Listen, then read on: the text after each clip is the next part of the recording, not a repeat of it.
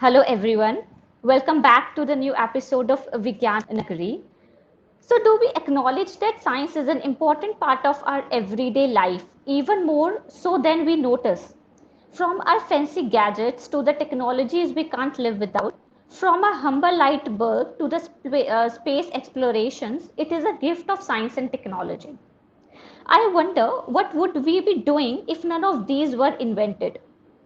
How often do we take the time to finish or to think about these extraordinary minds who have made our life much more easier? So, today's episode is all about discussing one of the scientists, the life stories, her graduation, her post graduation, her studies, her professional life days with all of you guys. So, stay tuned with this video. So, we will be discussing about this scientist with a teacher. So, her name is Anita Premnath.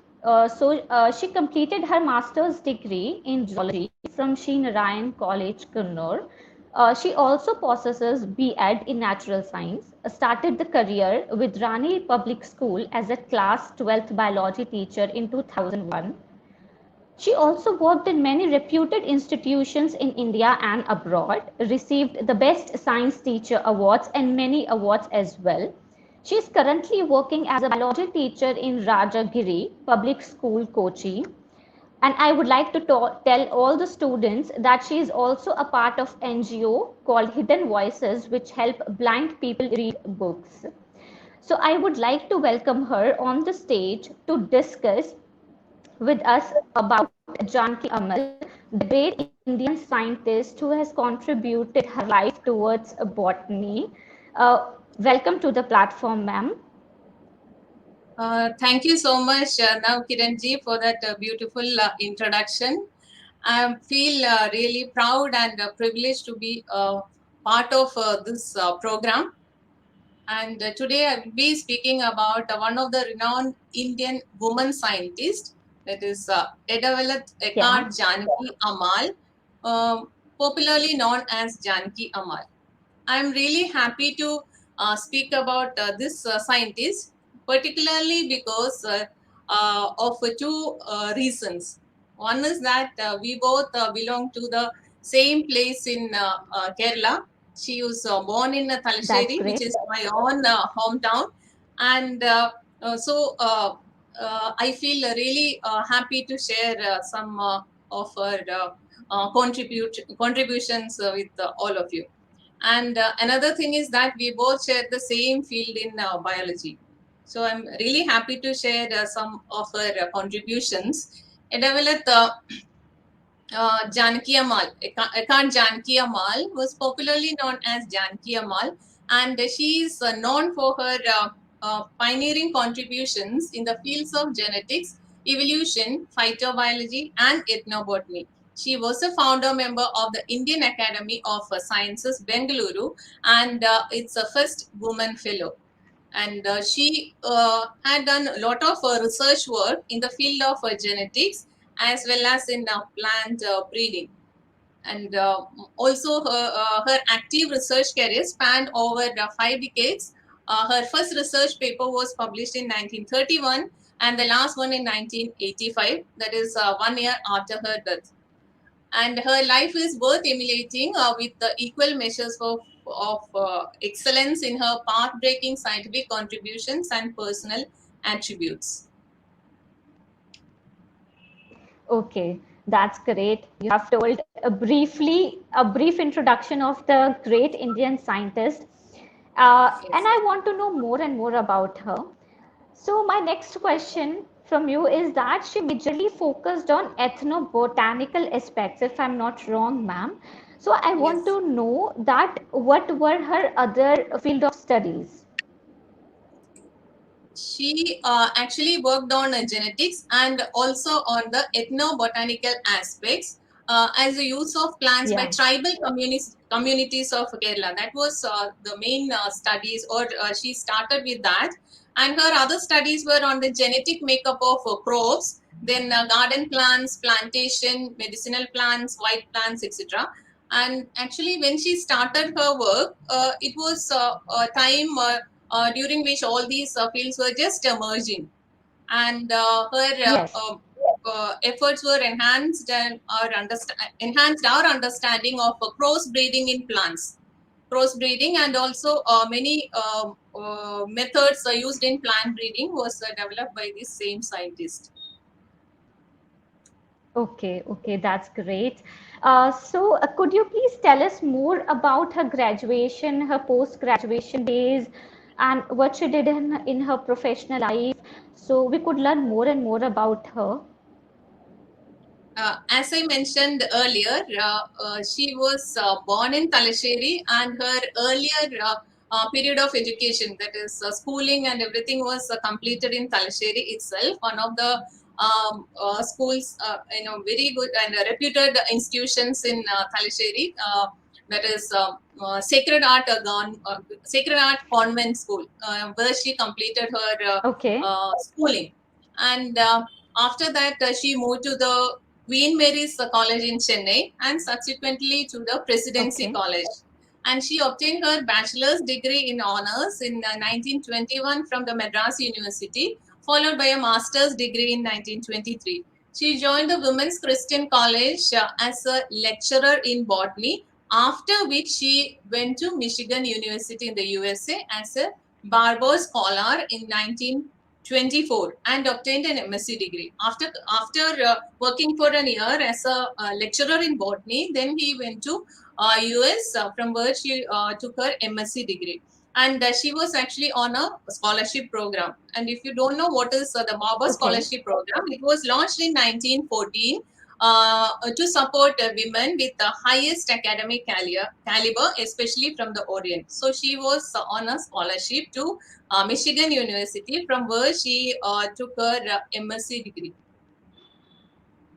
Okay, okay, that's great. So, to all the students, I would like to tell you that the scientist Janaki Ammal ji went abroad so many times for her research, for her career, for a professional career as well.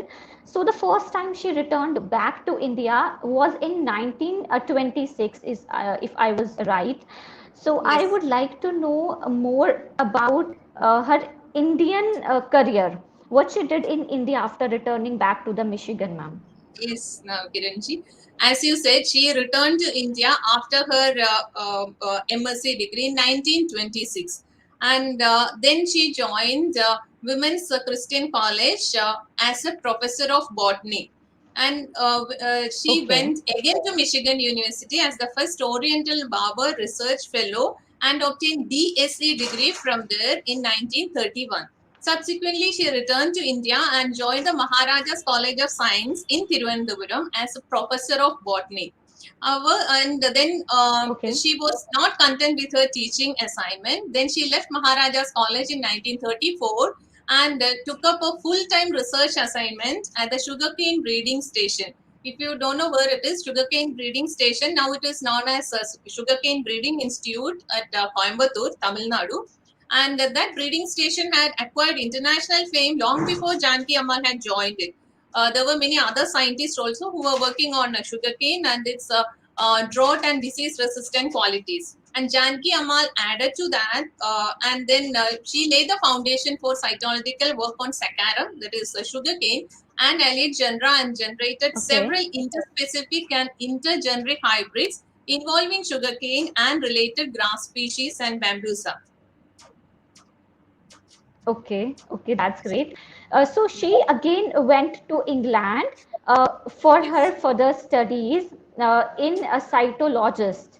She worked as a cytologist there at the Johns Innes Horticulture Institution in London, and she worked there for few, I think, next 11 years. She returned back to India and she worked in, I would say, government of India in different aspects, in different departments as well. So she served in our Indian, I would say, the government at very different posts. She contributed to the Indian research as well. So we would like to know more and more about this. So please tell us uh, Yeah. about her achievements Jan- in India as well. yeah. Okay. Janaki Amal returned to India in 1951. It was actually on an invitation by the then Prime Minister Jawaharlal Nehru. And she served the Indian government in different capacities. As part of her first assignment as the officer on special duty, she revamped the Botanical Survey of India. And also, she served as the director of the Central Botanical Laboratory for 5 years, that is from 1954 to Okay. 1959. The laboratory was initially at the Chatar Mansil, Lucknow, and later it was moved to Allahabad. She later served as the officer on special duty at the Regional Research Laboratory. Now it is known as Indian Institute of Integrative Medicine of the CSIR for 3 years, Okay. and subsequently as the head of its cytogenetics division. That was from 1962 to 64, 2 years. And the next 5 years, she worked in a regional research laboratory, Jammu, as a scientist, emeritus scientist, and she also served as honorary professor of botany at the Jammu University. Okay. Okay. That's great. And to And all the one more thing, and then students, also she yeah, yeah. later she moved to Mumbai and worked for about a year at the Baba Atomic Research Center as a visiting professor. And in 1970, she moved to Chennai, where she was associated with the Center for Advanced Study in Botany of Madras University. Okay, okay, so that's great. So after serving in Indian government, she again went to abroad, majorly USA, again in University of Michigan in 1956, and she worked in the field of botany and cytogenetics. So her work in the field of botany is unparalleled. So she Yes. worked there for few years as well. Uh, the citation stated about the scientist that blessed with the ability to make painstaking and accurate observations, she and her patient endeavors stand out as a model and dedicated scientific workers. So this was a sentence stated for the scientist. After that, I just want to know that what the students could learn from the scientist, what the students could um take her, I would say, advantages, what she did in her career.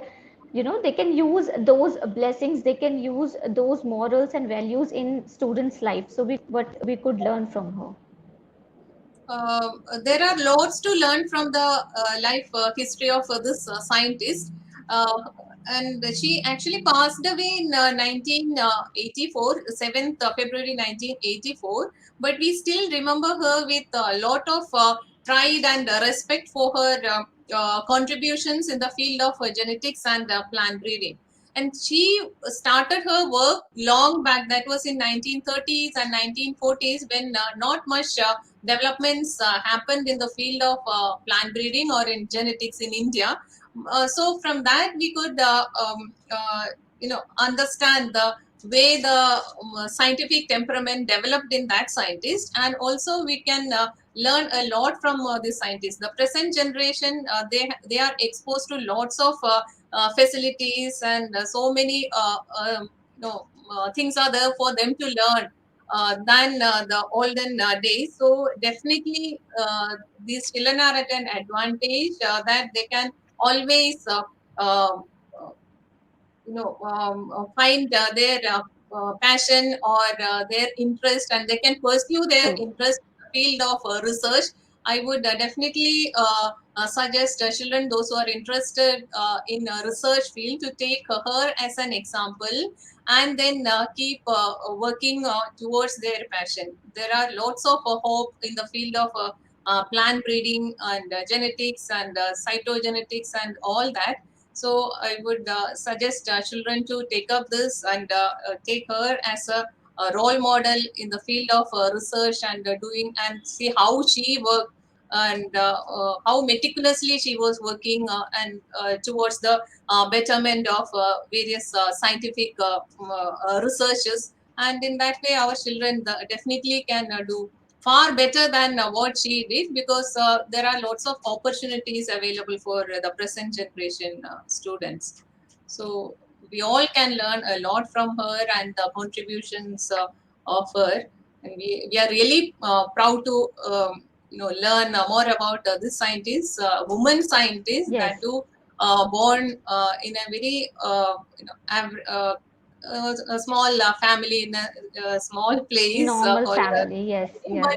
normal family, but how she has uh, taken up the responsibilities of finding out something new, and how she can help others, and lots of contributions in the field of science. So all these are the things that we Yes. can learn from her. Yes, well said, ma'am. Today's generation, the students have so many opportunities to take upon, to work upon. So they have more and more options that what she had at that time. So a proud moment for all of us that she did a brilliant job in the field of botany, in the field of biology. So one One more more thing thing, I would ma'am. like, One more yeah, thing, the yes, yes, sure. herbarium at the Indian Institute of Integrative Medicine, Jammu, is named after her.